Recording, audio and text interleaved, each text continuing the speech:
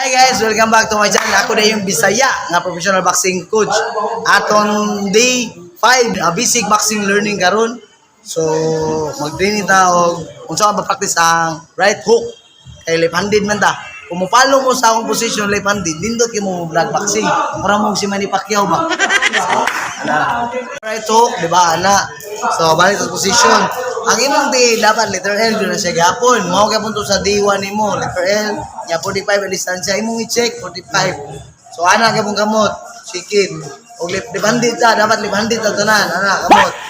Dayon, unsaon nimo pag right hook na proper.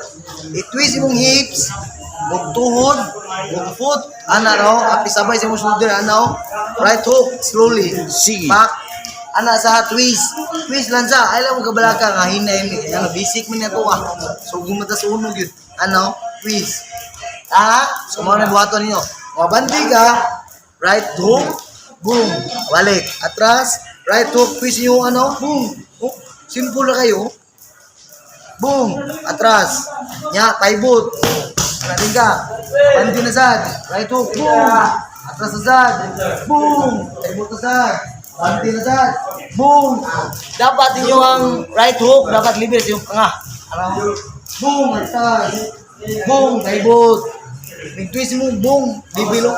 Libilo pa nga. Eh, para igog yung tagay ng kontra ba? Abanti. Pang, atras. Pang, na-video na diya. Video na. Pang. I-record na siya, dili. Pang, abanti. Boom, abanti. Twist ka, boom, boom. Libilo. Si Rito na mga naglibil. Tago ang pangalan mo, dukit mo kamay. Para matago sa imo shoulder ang imo panga. Diba? Alright. Mga ito itong day 5, basic boxing learning.